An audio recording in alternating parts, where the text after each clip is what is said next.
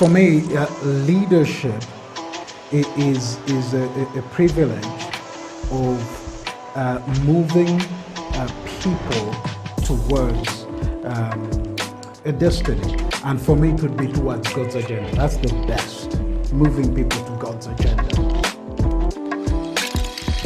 God has an agenda for everybody. And I know some people will say, oh, it's too much of God. But God has a plan for this world. And so whether you're in business, you're a medical personnel, if somebody came to you, a good medical leader says, I want you not only to be healed, but to be healthy. That's the kind of mindset that I see. And it's about self.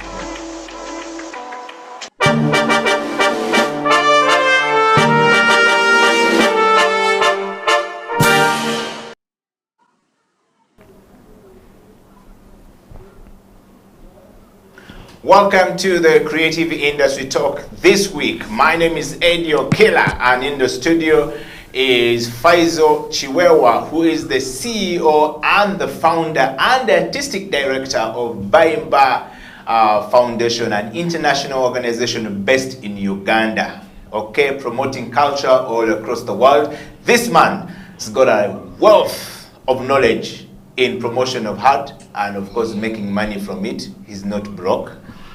So that you know that he is making money from those things, okay? And of course, joining me from France is Stella Attal, my sister from another mother based in Paris, France. She's the teacher. She's the fashion designer and as well as a person who is exporting culture to the rest of the world. Stella will be joining us on the show today. And of course, introducing engineer Peter Nyeko, who is on his way to the studio, will be joining me and Faizo here in Kampala and will be live to you. Live on Twitter at HTV1 Uganda. And of course live on Facebook as well as on our YouTube channel. Please go there and subscribe and be part of the family of Creative Talk, growing bigger and better all across the world. Now, welcoming Faizo Chiwewa to the show.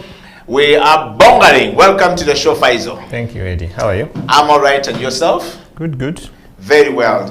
And you were enjoying life on us creatively in Lunkulu over the weekend. How did it go? Well, it's part of the game, so we have to entertain people.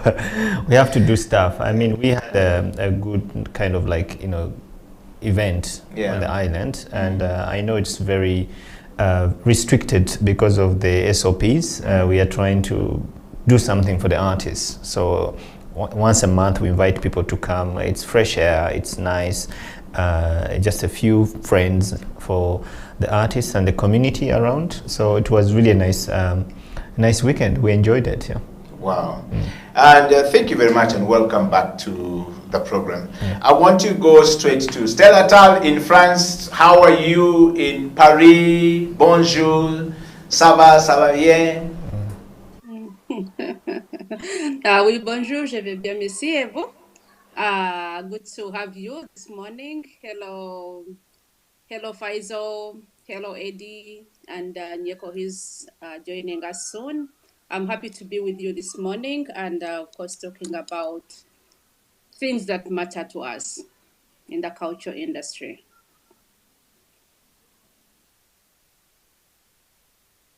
Stella Attal, Faizo, and Peter was going to be joining us. Today's discussion is quite very interesting on the creative.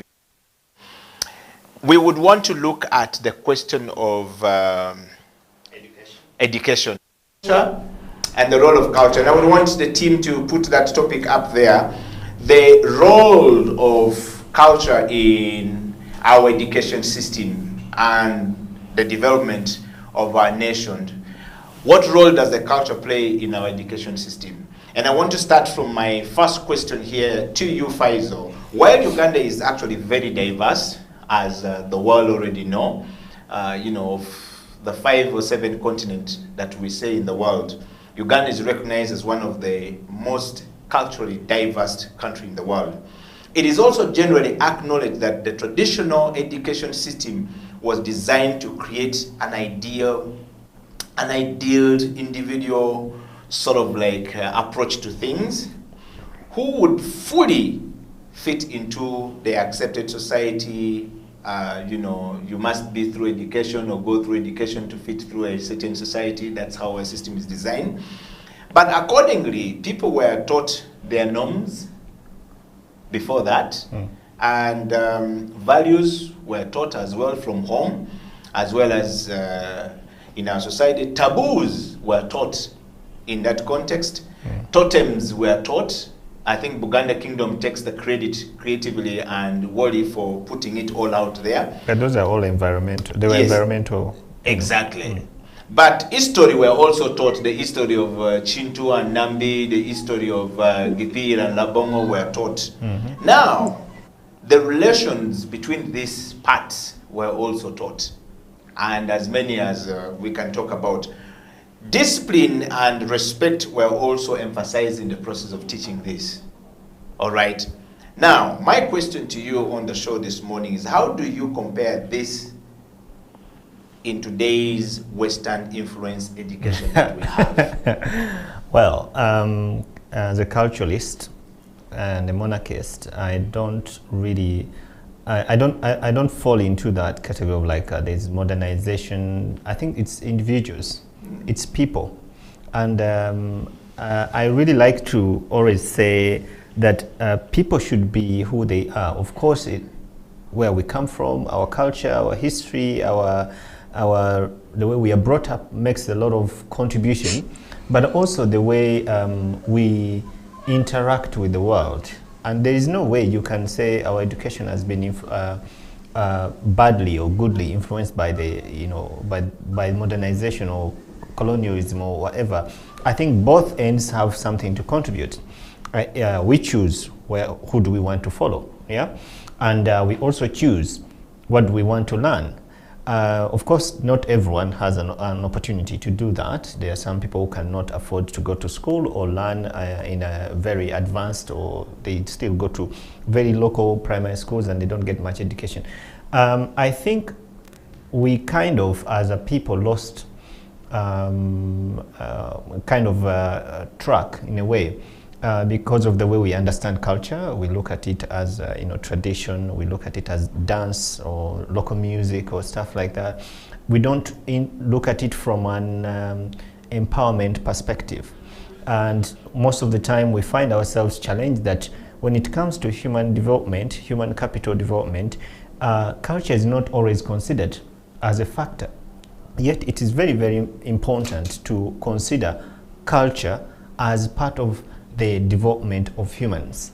And how do they contribute within a workplace? That's why when we go to our jobs or offices, there is always when we get to the point where we have to assess our working environment, our work culture, ethics at work, and those things play a lot. So Westernization is part of a process. The world is moving on, and you cannot stop that. There are so many new things that have come up. So when you say, how has Westernization affected my culture? I would say, how have you contributed as a culturalist or as a person to adapt to the new generation, to the new culture, to the new modernization that is going on? Because we can't stop it. We just have to figure out how we fit in between. Wow. Thank you very much, Faizo, for that very interesting insight coming from you on that question. Stella Tal, I dive to you in France. Yes. Hello. Go on, Stella. Can you hear me?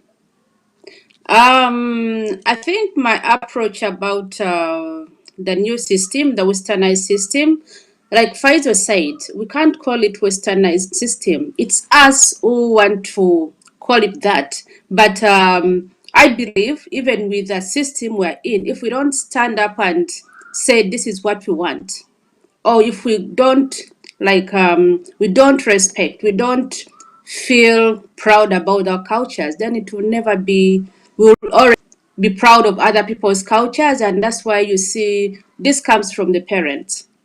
The way they want their children to learn other cultures, Western cultures, other than theirs. Because you get into home, and these are typical like Bagandas, Banyankore, but they don't even want to speak the languages at home. They want the children to speak French. They want the children to speak English. So that is a challenge. You cannot blame it onto the education system. It starts from home. And then also, it's the way the teachers are taught. If the teachers are not taught the importance of culture in education, then they are not going to exercise it. You find that it's only the teacher who is going to empower those children. When you go to teach, make sure you learn the cultures of these children individually, and make sure like whatever you're teaching, you integrate a culture. If I told you I'm coming from Uganda and maybe we are doing maybe like mathematics, if you're asking me a question, try to integrate my culture like I told you, and ask me a question that is related to my culture in mathematics, in English, in biology. I think that's the easiest way we can do that. The Western culture we're talking about, when you look at the international schools, by the way, this very, very good, like the teachers promote culture in these schools. My daughter goes to an international school, but the way the culture is promoted, every time they integrate it in all the studies at school. Even for them, they're still doing what we stopped doing long ago. We have like cultural days, music days, where different students have to like perform in their cultures, costumes, the songs, and then the food, the language. International schools do that. But then for us, because we are not proud of who we are, we just try to copy others and think other people's cultures are better than ours. Very much. And of course, Pfizer, you've heard what studies. I like where studies from that we should embrace ourselves by asking question. If you're asking me a question about biology, let it be infused in my culture so I can understand it, and then I can respond to, because at home it has already been given to us. No, but also yes, just to add on to that, because when you look at why do we have Western audiences very much more supportive of creative works of art? For example, if you're talking about contemporary dance, we're talking about traditional folklore festivals, you always find there are more tourists, there are more, Westerners or Western residencies attending these concerts. Why? Because, as Stella was saying, that when you go to international schools, kids are always given that opportunity. Every time there is a culture day, you have to wear your national color, you have to wear your traditional wear, and I've seen kids go to school in gomases. Kids in P3, P5, P7, they go to international school in Gomas because it's a culture day, it's a culture gala. But here, if I remember my school at police, if you go in a Gomas, you won't pass the gate. You won't pass the gate. So she's very right. We are not proud of our cultures, and for those who are proud, they tend to make you become tribal, like, or now you because you're in Uganda, or because you are a monarchist or whatever. I think it's important to really appreciate where we come from and see how do we integrate it in the modern day that we are living in. Okay. Stella Tyler, I want to dive to you with the next question. And I also want our guest, listeners and viewers out there to actually be part of this discussion. We want to encourage you to send us your kisses and disses coming. Do you have a comment? And if your comment is coming, what is your understanding of the question we're talking about? We're asking, how do you compare this today's Western influence education vis-a-vis the education we had, where we're being taught the norms, the values, the taboos, the totems, the history, and the relations between the parts or within the parts that, are strongly rooted in us today. How do you compare it? Do you have an understanding of that? Can you share it with your neighbor? Can you subscribe to our YouTube channel and to our Facebook and to Twitter, and make sure that this is a conversation going far and wide? Stella, thank you very much. I want to dive to you, Stella, on question number 2. Uganda is the home of tens of thousands of many things. But if not hundreds of international scholarships comes out of Uganda or spring out of Uganda, and fellowships from various countries, including, France, where you are, the UK, the US, Korea, China, Japan, Germany, Belgium, and etc. We're literally the home of these scholarships, and many of their offices are actually here and Nairobi, Kenya. But one of the core emphases of these scholarships is to promote a cross-cultural exchange and expose their scholars to the cultures of those countries where they are. The French people are the best people, and I'm glad that we're likely to have the French ambassador or the cultural people in the French embassy join us in the next couple of weeks to discuss this. And I think the American ambassador and the American embassy in Uganda is also saying we want to dive into it, as well as the UK.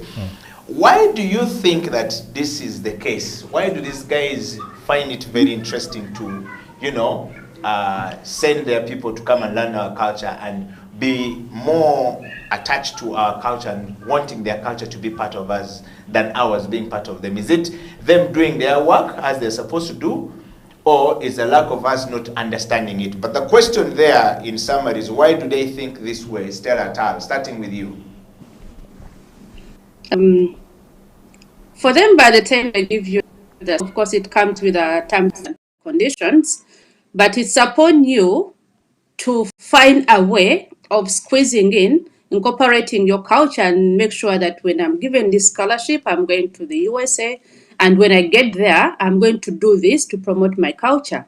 Remember, these people are giving you money because they want to, I may not say using you, but sometimes if you're a beggar, you have no choice. They are telling you, we are giving you ABCD, and you're going to do ABC. So it's supposed to see that if I'm given this opportunity, when I get to France, when I get to the USA, apart from what I'm going to study, how else can I promote my culture? There are many, many opportunities you can use with that scholarship, with all that the opportunities they give you to make sure that you also integrate our culture and make yourself proud. Because when you're going there, you're people from different cultures. And definitely, one of the ways of promoting culture is integrate with those people and share cultural aspects from your countries. But then if you're not proud of who you are, where you're coming from, still you're going to talk about how you visited Bahama, you went to this beach, and you forget about what is home because we are not proud of it. And you're going to find Americans, they're talking about food, the Americans are talking about their spices, their music, the French are talking about music. It's upon you. No one is going to instill it in you unless if you become proud of who you are and you want to show the world what we have as Ugandans through the education and exchange programs.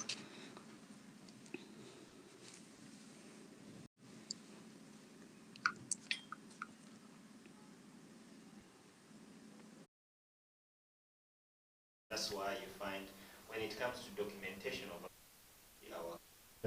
you have to go to the European universities or to the UK or to America, to the Library of Congress in Washington. They have everything about Ugandan culture, which we might never even find ourselves that we can write about them. So some of those exchanges are really about for them building onto their database of archives that they have about countries, and that also informs them when they are setting up policies. And it's not by surprise that when we get support from foreign aid, it just comes. No, it's assessed. It takes time for any government to decide on where to invest its money in a country. And most of the people that come, as we call them tourists, some of them are just researchers. They're looking for information, not all for good, not all for bad, but this is how they do learn about other countries. And for our part, I think it's, I don't know, because we've had some successful Ugandans who have gone out and wrote information like I don't know, I've forgotten the name, the guy who wrote the Abyssinian book. Look at Jennifer Makumbi.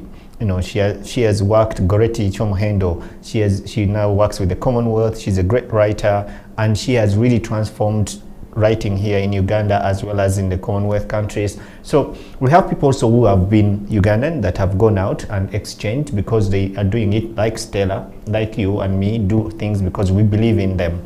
And I think I wouldn't really mind so much on why do people invest in their people. There are so many other reasons. When it comes to art, I think for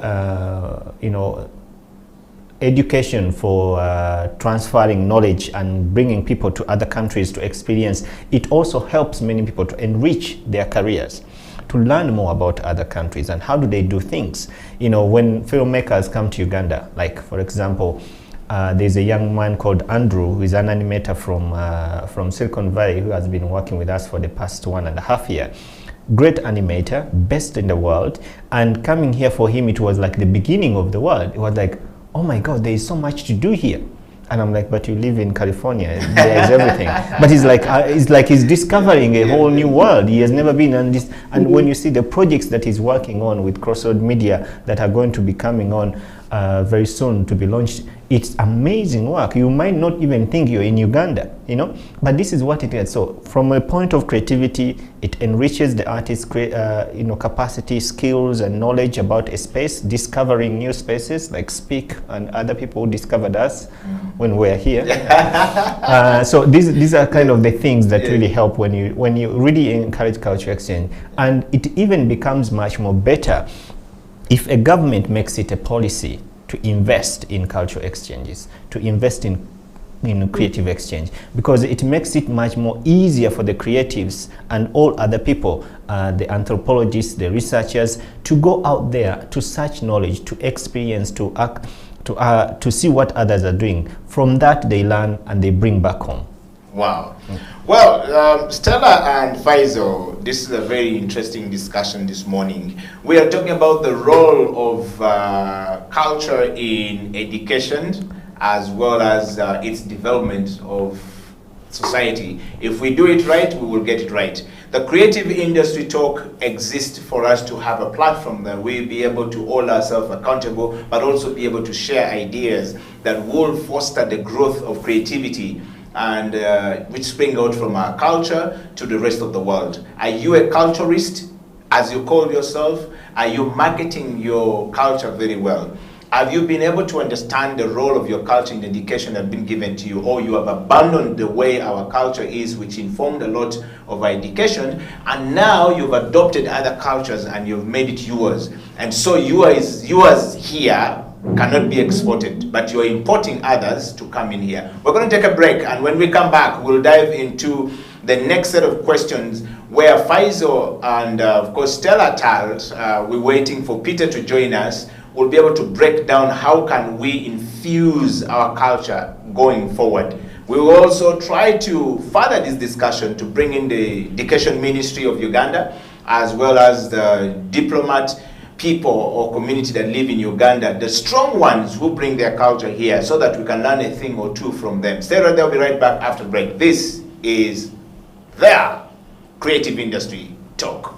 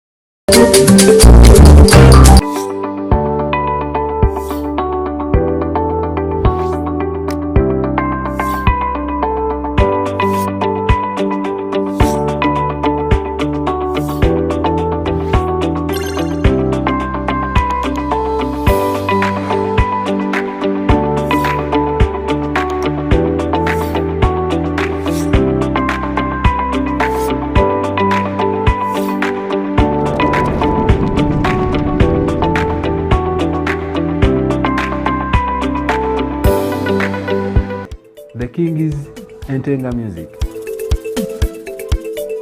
I started playing music when I was 9 years old in 1945, and up to today, I'm still learning it.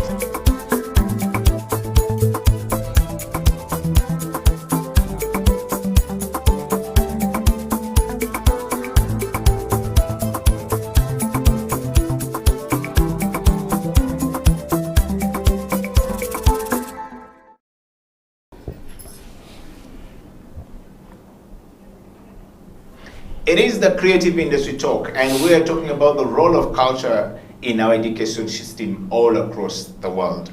Of course, the Africa context of education is very much entrenched in the way our culture is rooted.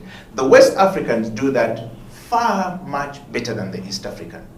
In fact, Kenya is even picking it much better. Rwanda is beginning to, go back to that route. But the rest of us are not doing it. We need to get back to that. And so this discussion this morning is about the role of our culture in our education system in Uganda. Is it working? If it is not, how do we deal with it? Stella Tal in France, welcome from that break. I want to go to you. The UK rather, have what they called the School of Oriental Studies, African Oriental Studies in the UK. It's a big university where the likes of William Pike that came here and led New Vision for 20 years, went through to learn a thing or two about Africa, and Uganda is a place that he came to. What does that teach us about these people being very intentional about learning our culture? Are we doing the same to learn their culture, and how they package and sell their culture to the rest of the world? Now that you live and work in France. I think I will first give you an example. There is a meeting I went for, and there were these journalists, and they were presenting their project.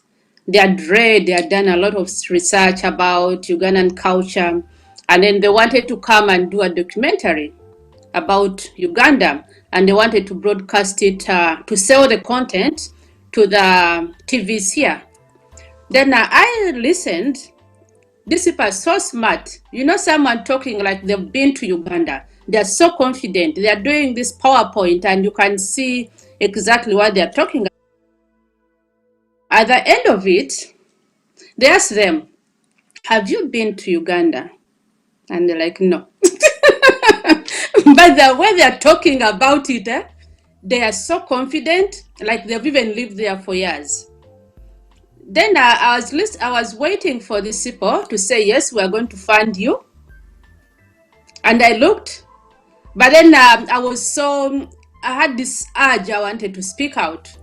So I got up and I said, yes, they are very good. But don't you think if you give that opportunity to a Ugandan who is speaking from not what they've researched, but speaking from, like what the native, what they know about, you don't need to go to school to learn about your culture. You already know your culture. The education system will only help you be confident.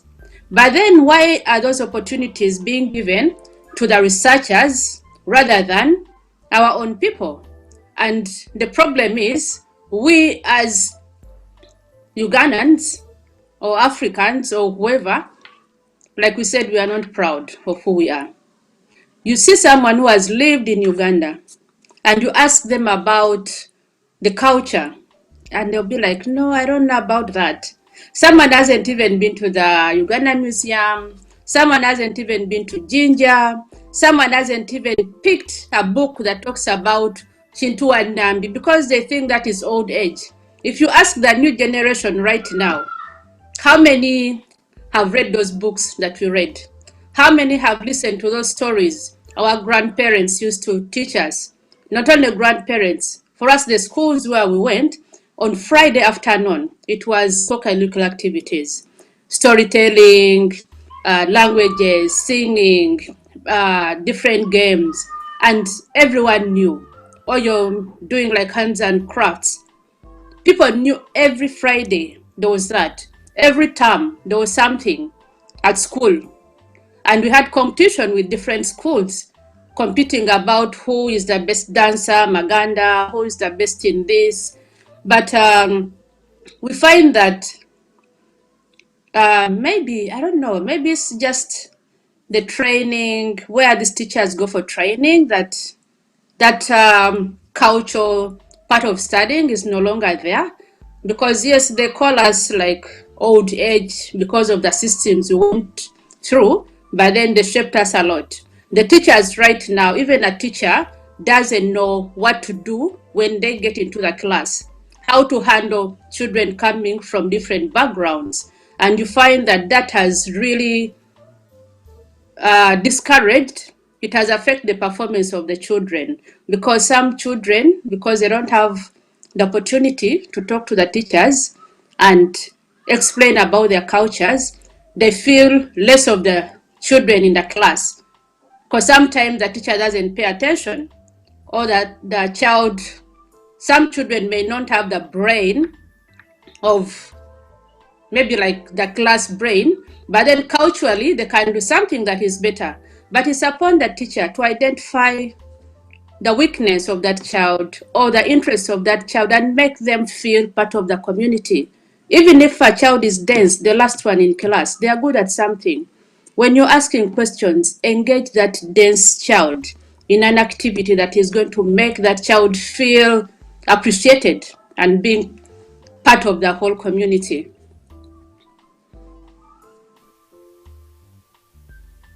And makes a lot more sense. Faisal?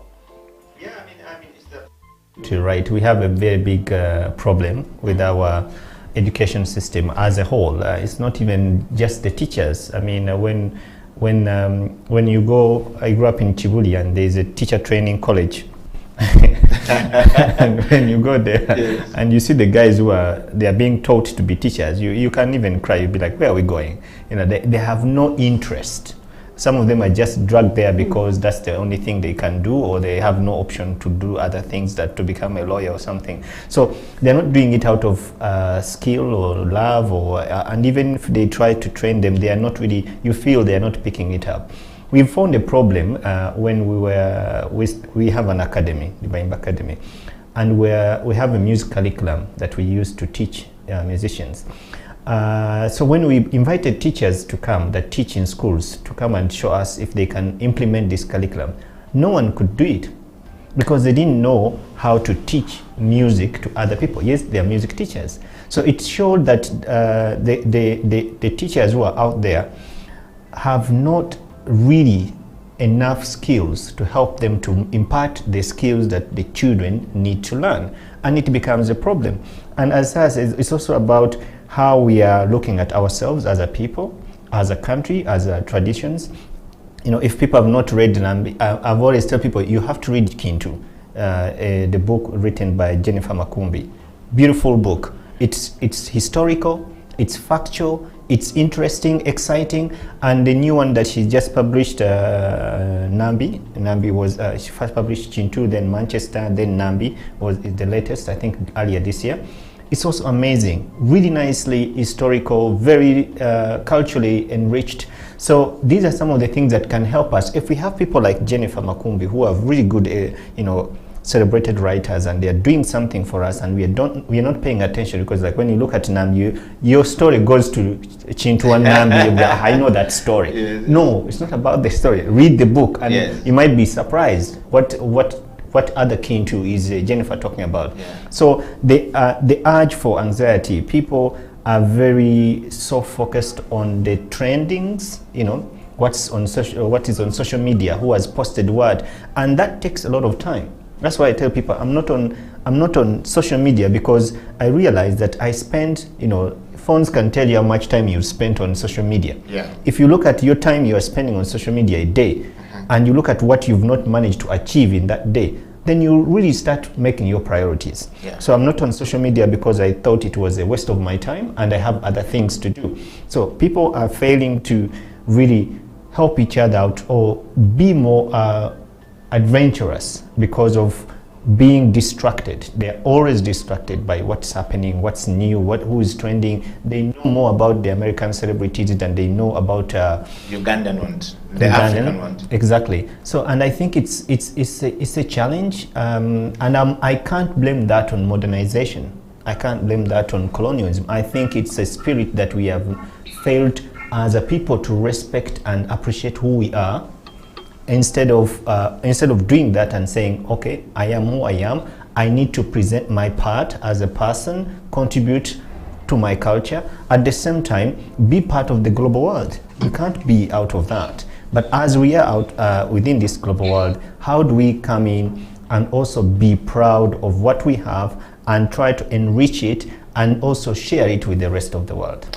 Wow, thank you very much, Faisal. This is a creative in this talk. We are talking about the role of culture in education in Uganda, in Africa, particularly, and of course, you know, in comparison with what we have from the Western countries. The Western countries quite do well with this, you know, arrangement of making their culture part of the education. In fact, education is pretty much based on their culture. And they teach skills from the very beginning. They teach critical thinking from the very beginning. But here, we don't teach critical thinking. So you find a person is leaving university, coming out of university, not proud of themselves, and they don't want to be associated with something that is, which they tend to think is very local. They don't want to eat their food. They don't want to eat with the African folk, which is this one here. This is what we call the African folk, because that's where we were trained how to eat food. So I call it the African folk. So I have been to 34 countries in Africa of the 54. How many have you been to? You see, and in any of those countries I have been to, I tried as much as possible to learn one or two things about their culture and how they infuse it in their system. So many of the African countries from the Western Bloc, the Northern Bloc, really practice this. It's now of late that we're seeing Nigeria beginning to export the African culture to America and to Europe, and now everybody is singing the sound. Yeah, but it's the trending that we talk about. Yeah. You know, when what the globalization and the new modernization has helped us is to get things from the remotest area to the global stage. In just a matter of a tweet or seconds. Yeah. So this is where Nigeria has taken advantage with its almost 2 billion people or whatever. It has its own local market, and that local market helps to boost, you know, its people to the rest of the world. And I think if that could be adopted, it might not work for everyone. Yeah. You know, there's a lot of good stuff in South Korea which we don't know, and but just because there are very few people in South Korea that can reach out to the rest of the world. Yeah. So Nigeria has that population advantage and a local content consumption, advantage that helps to boost its people to the rest of the world, and it works. But also, when it comes to, you know, why West Africa and North Africa are more culturally grounded, it also comes from the issue of language, and we tend to ignore this. When you look at, someone was asking about, it was a political conversation, like how did the Arab Spring happen? And it could never happen in Africa, in the rest of other countries in Africa, like in East Africa or Southern Africa. Yeah. Why? We speak different languages. The Arabs speak one language. They understand each other. So they can say yalla yalla, they all go. You know, here or you tell this one the other language, the other. It's really, really difficult to connect. You get what I mean? Yeah. In West Africa, they either speak French as a common language, and then the rest of the local languages are easy to adapt to each other. And those who are speaking those local languages in the countries are not so many. So the French works for them. That's why in Burkina Faso, in Mali, they're always good because they speak French. They understand each other easily. So language also plays a very big role in terms of how a cultural space is cultivated and developed with its people. Well, Stella and Faisal, thank you very much for that very wonderful insight. I want to reach out to some of those people outside there. I know you are probably thinking, these guys, what kind of discussion is this? For me, I lived in America, I'm better than them, I can't talk like this. But let me tell you, the world is coming for your culture. if the education system you have is not rooted with your culture and is exporting your culture to go out to empower you to develop something that is going to go forward, it's just a matter of time before the world shows you a move. So I want to reach out to all of you guys who are watching the show from all across the world. What do you think is the role of our culture in our education system? Is it working or is not working? What should we do and what should we not do? How do we move forward from that space going forward? Joining me on the show today is Faizo Chiwewa, who is in the studio. If you are just joining us right now from anywhere, you've just woken up, or you are just going for your lunch, whatever the case may be, Faizo Chiwewa is a bona fide Ugandan, qualified to speak about the matters of Uganda. He doesn't have to be a politician, but he is walking the talk by promoting our culture and making sure that our culture actually sees its way to the world stage. Global stage is what we're talking about. Bayimba Cultural Foundation is doing that. Stella Tal is based in France and is teaching the children in one of the most powerful French schools in Paris, you know, culture and how art fit within the culture, and exporting that into our fashion as well, and putting our fashion on the world stage. We've just given you Stella's new sound today, produced out of Uganda, and that's Stella Tal right there. We're going to take a break, and when we come back, giving you the sound of Stella Tal, produced out of Uganda, and the sound of Doa Doa 2021, produced out of Uganda. Enjoy the break. We'll be right back after this. And this is the Creative Industry Talk. We're looking forward to reading your comments. Kisses and disses are welcome. We don't throw bottles. We only throw words of wisdom.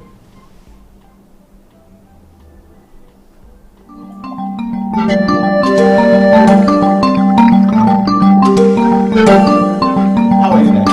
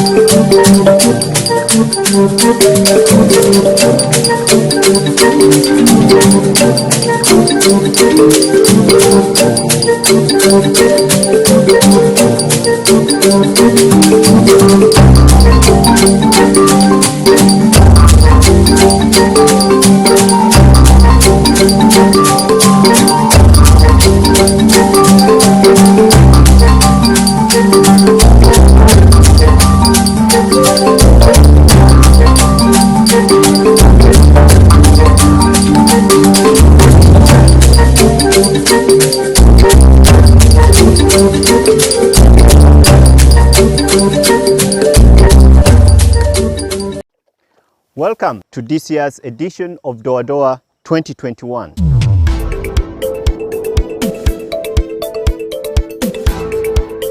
We have revived the King's Entenga music. I started playing music when I was 9 years old in 1945, and up to today, I'm still learning it.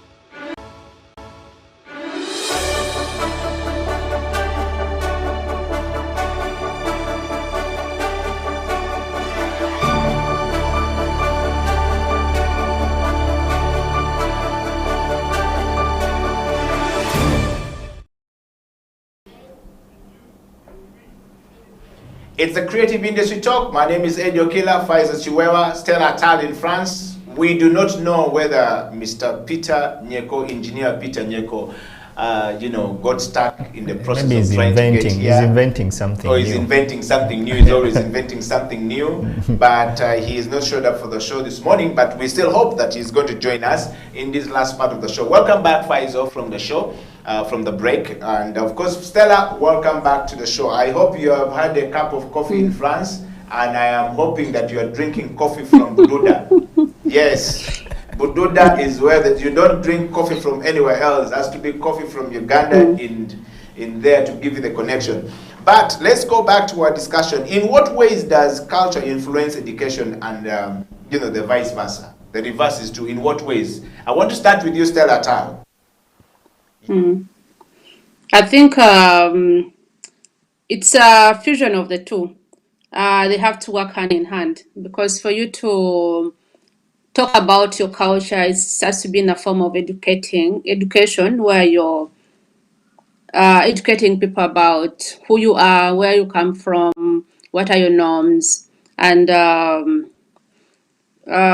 what can I say? It works hand in hand. You can't do one without the other. But I think when you talk about education, we really need to emphasize that it's only through education that we can really, really shout out and promote our culture.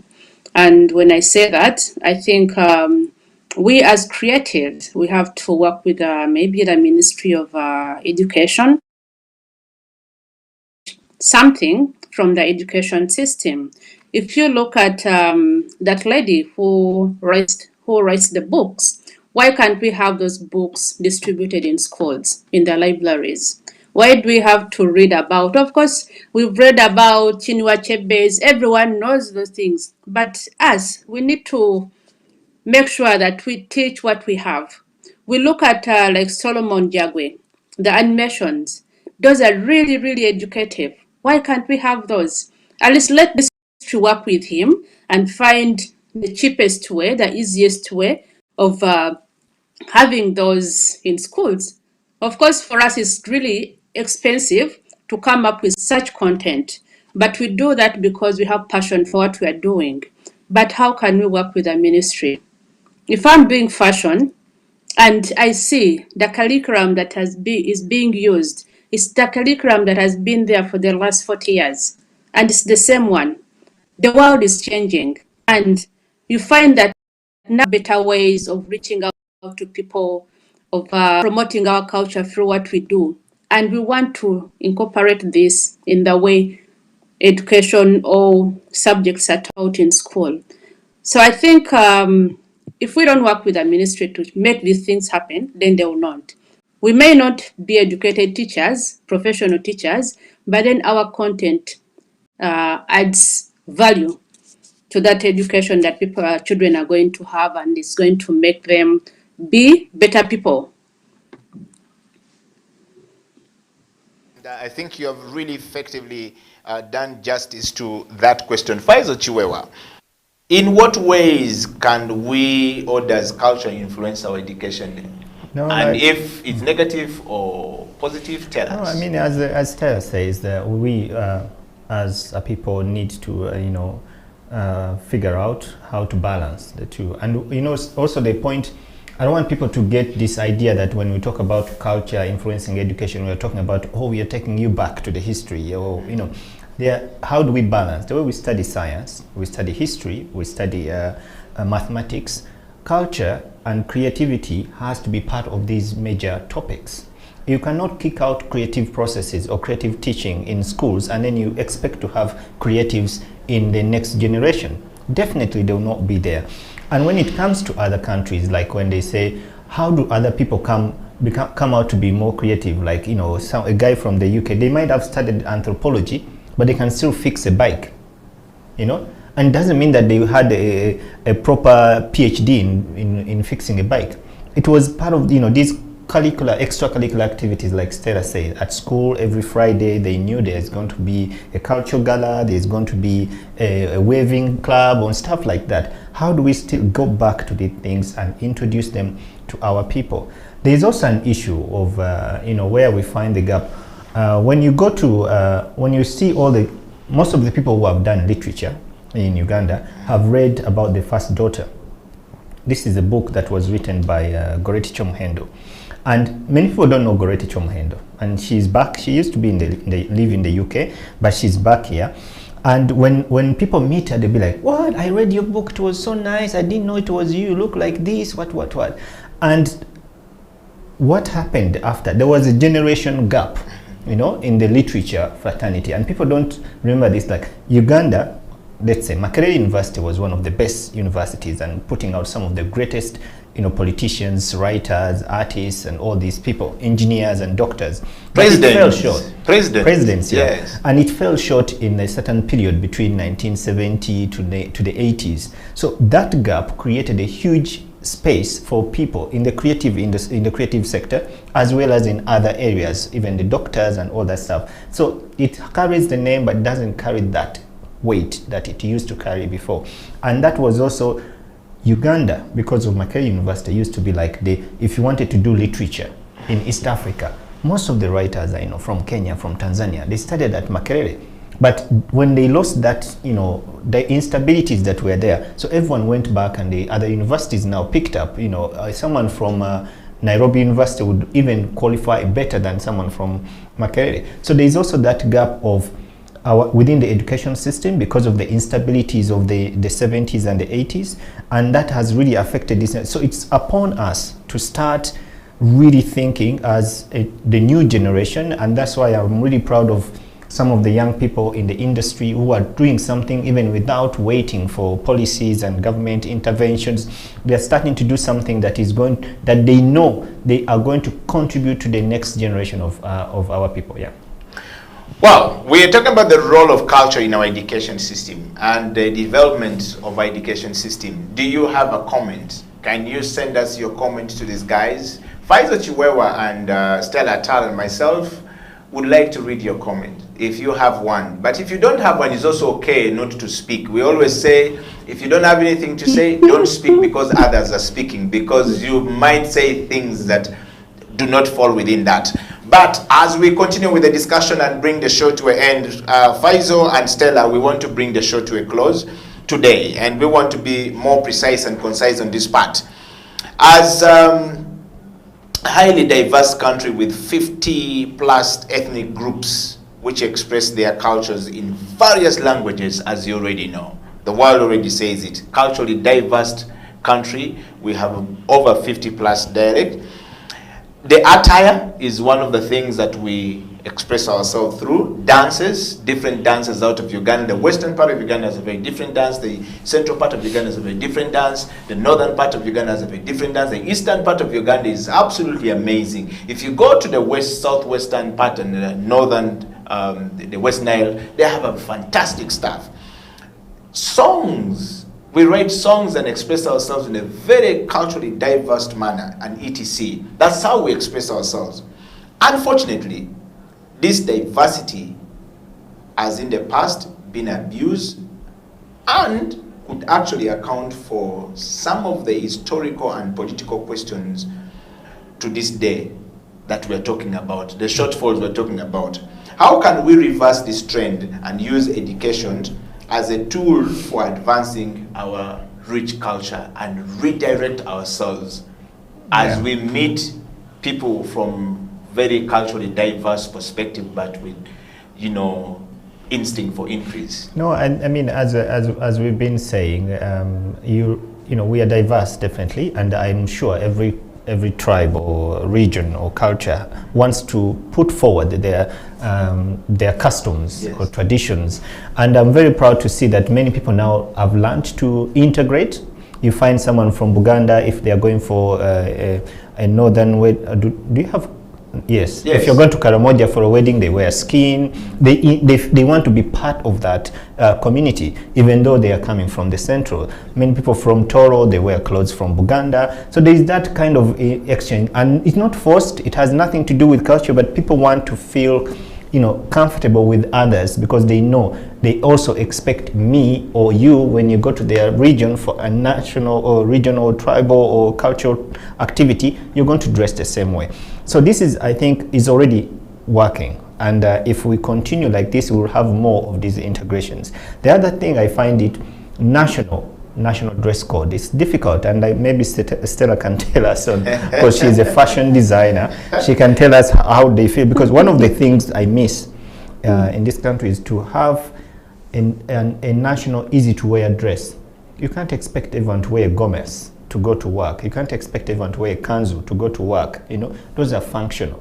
But how do we also say Easy Friday, wear something that is Ugandan? What can it be? A cloth? What is it? What Uganda Cranes t-shirt? Uganda Cranes. So there are certain things that we might have to invent in the future to feel like we are going to be who we are, what we are pushing our agenda as a country. And so I think it's for me a growing intervention, and of course the shortfalls in terms of politics also play a part, and that has been also the politics that really influence these issues when it comes to differences, and you've seen since we got independence, we've been very every time there's a government, or not a new, but every time there's a government from a certain area, that area takes precedence, and then it creates that kind of Semitism and tribal and stuff like that.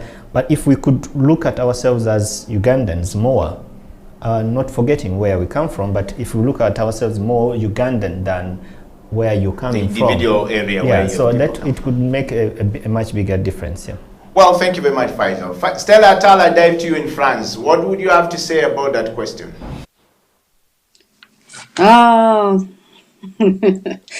I think, like Faisal said, I think we've already discussed everything that has to be done. But, he was telling me to talk about, like, the outfits, the fashion.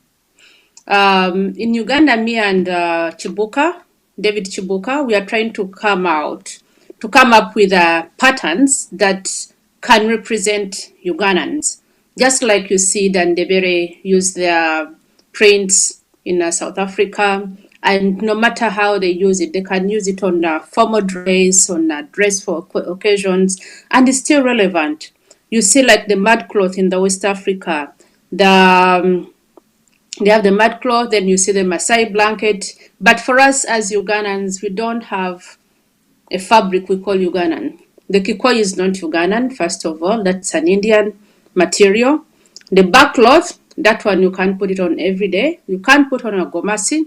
But the only way we can promote culture through clothing is us coming up with fabrics and patterns that identify us as Ugandans. And that hasn't been done, but we're working on it. And hopefully soon we are going to do that, because we are trying to get different things that we can use, like baskets, like instruments, where we are going to get those patterns that can really, you look at the material and you know exactly this is Ugandan. So I think there's a lot we can do, but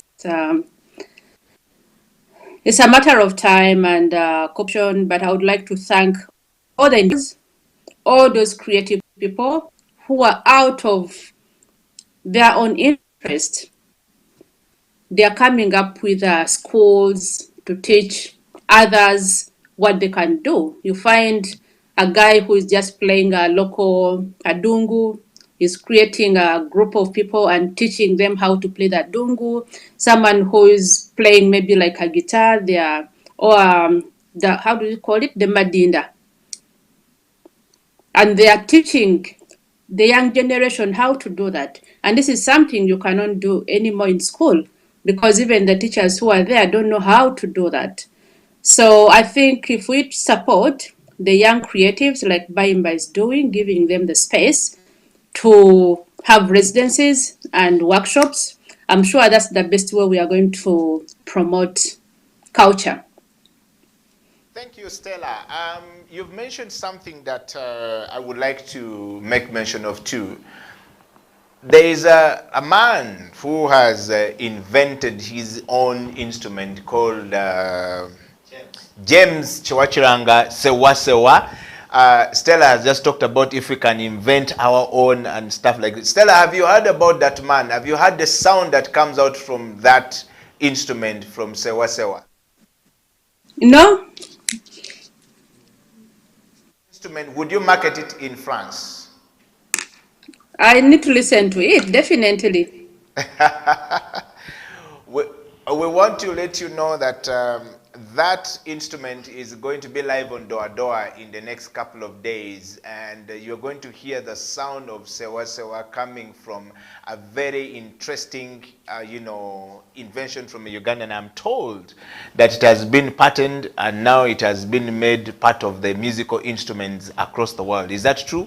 You are into this space, Faizo. And he's done a great job in,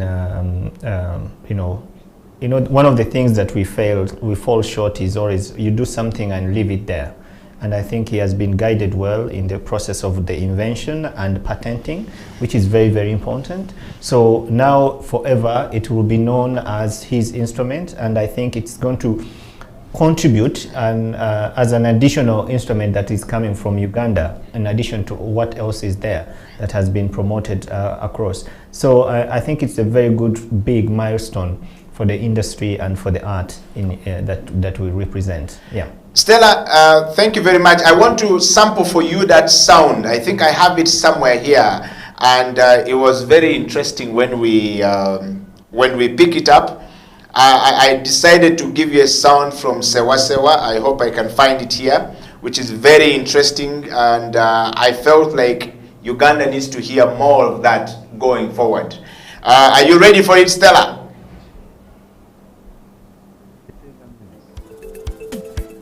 Stella? I started playing music when I was 9 years old, in 19. Are you ready for it? All right, we won't give you that sound since Stella seems to be far away from the phone, but I wanted to give her a sound. And I also wanted to give you a sound from a young man from Rwanda who gave us a very interesting sound. Stella, I give you this. Enjoy this one. Deo, is it Deo?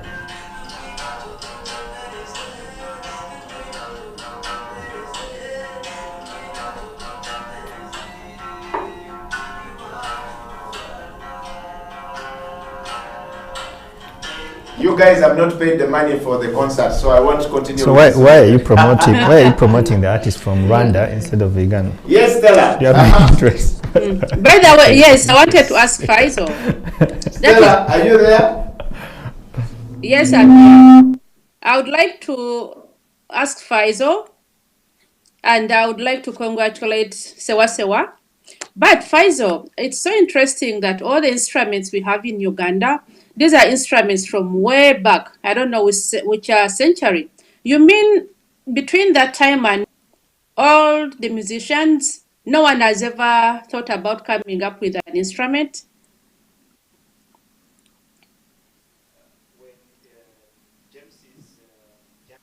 It's the first instrument of this century that that has been invented from Uganda. Of course, all the other instruments that are being played, they have been either imported or we found them, and some have actually been lost. Like I was doing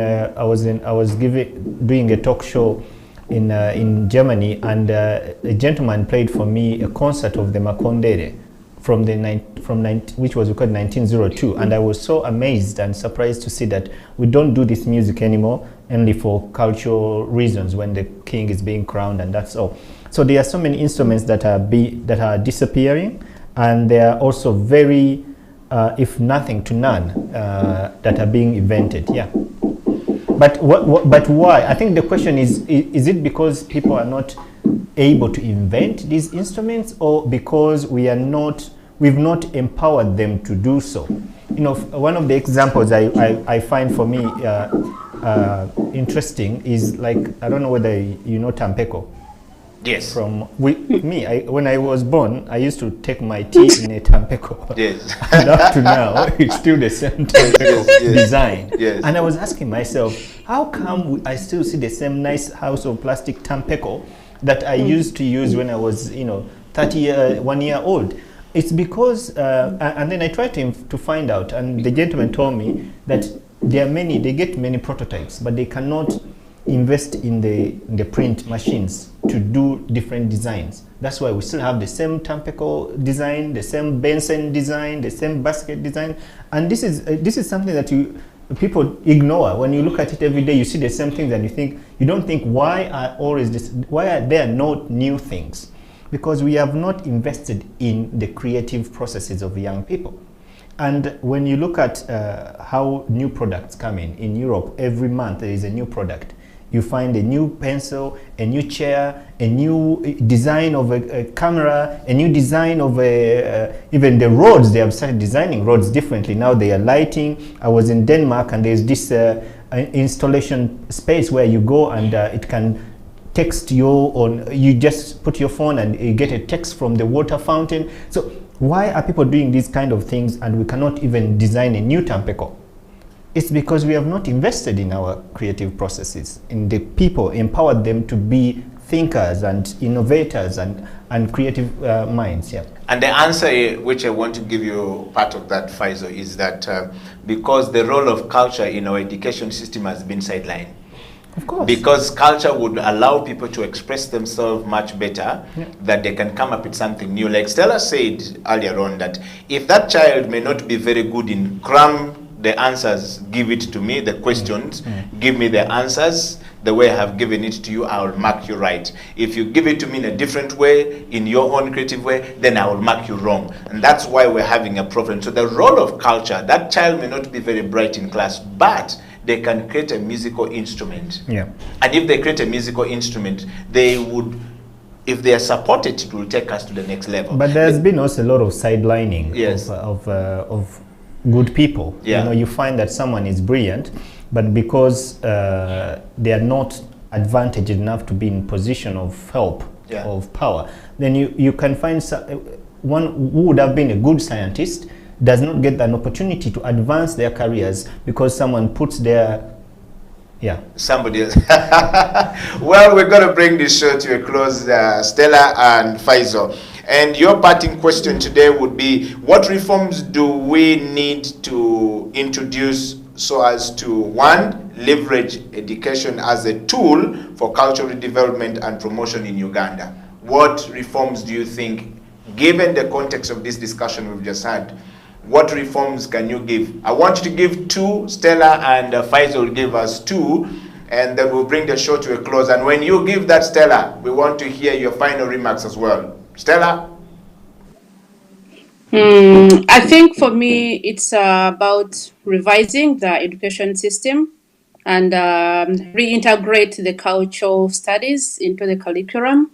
And then also to have these special children catered for.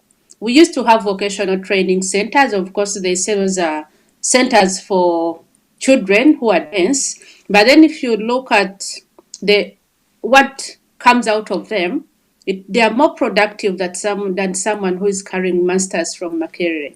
So we should encourage more of such trainings, open up more vocational trainings for people to learn different skills, give them a chance to express themselves through other activities. I think that's all I can say. And your parting shot?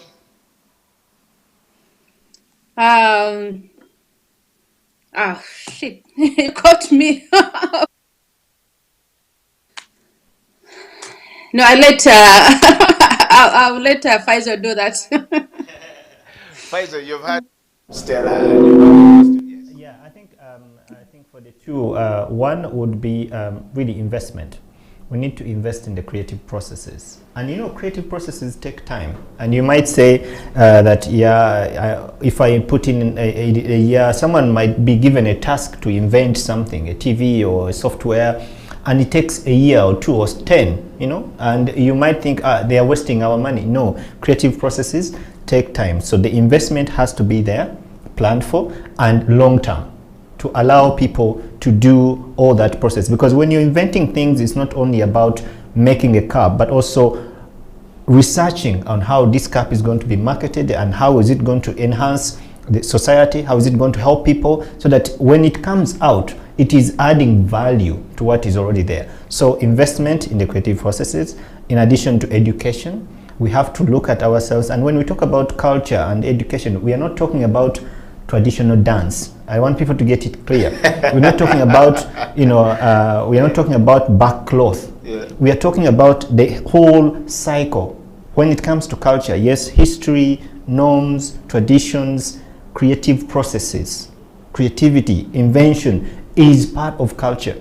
So we are not saying that go to your school and start teaching people how to wear, backcloth or to play nanga. No, they have to learn that we have to think around the whole entire process. What can we do? It might not be possible to do everything in every school, but what can each school do so that it can build onto each other? What capacities does Namiryango have that could help those students that go there to learn a certain skill within the creative process? And then you can say, what does Budo have? So that when someone wants to learn something, piano or to do opera or classical music or compose or do film, they know if I go to this school, I will come out as a professional filmmaker. We diversify and also spread them around, disseminate them so that everyone can have an opportunity to move around. One thing I realized in Europe, how they plan things in a very simple way, but you don't realize it. You go to every city, like the Netherlands. Every city is known for something. If you want to be a designer, graphics, or an artist, you have to go to Utrecht. If you want to be a scientist or an agriculturist, you have to go to it's called what? Some Dutch city that you have to go to. If you want to do politics, you go to The Hague. If you want to do music, dance, theater, you go to Rotterdam. You get what I mean? Yeah. So students move around the country. It's one way of promoting local tourism.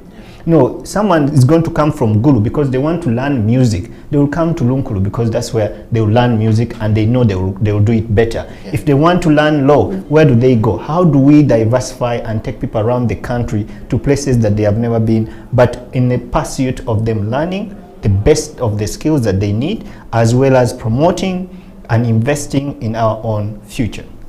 Thank you very much, Faizo. Your parting shot? Stella left all the packet with you. What is that we're going to I think we need to look at the role of culture in education as part of, as an essential element in our development for the future, for the best of this economy, and we need to put serious investment into it. Thank you very much, Faizo, and thank you very much, everyone who was joining us on the show today. Please make sure you spread the love far and wide. It's the Creative Industry Talk. If you're creative, we want you to talk. If you are the industry, we want you to be creative. And if you are the talker, we want you to be the creative and the industry at the same time. That's why it's called the Creative Industry Talk. And of course, we want to give a big thank you to the crew here who have been able to make sure that the pictures look madoa, cool, brown, white, lovely for everyone to enjoy. That's how we do. They are creative people, and you can see the images are quite very creative, as you can see. Stella Tal in France, thank you very much. Faizo Chiwewa, thank you very much. And to our producer of the week, the one and only Ediwat Ochom, a lawyer who is becoming a creative mind, thank you very much. We think that we have finally found somebody who is going to be taking over from the former CJ, the former principal judge, Judge Ogola, Justice Ogola. Ediwatu Chom is riding on your shoes. He's beginning to write and produce television program. And of course, we are thankful that we're giving a platform for people like that to produce the show. Ediwatu Chom, thank you very much. All the way in Karamoja, we hope that you've enjoyed the show. And to everyone in Europe, in America, in Asia, and whichever part of the world that you find yourself in as Ugandan, please keep thinking about the role of your culture, of our culture, in our education system and in our development, vis-a-vis the role of other cultures in our education system in Uganda. Until then, Creative Industry this week will bring it to a close. God bless you, and stay creative, stay thinking out of the box, not inside the box.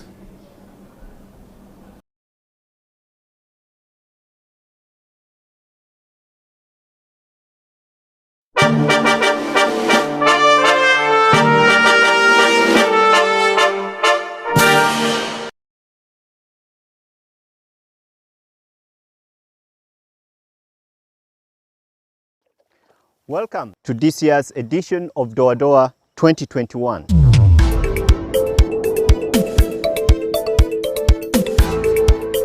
We have revived the King's Entenga music.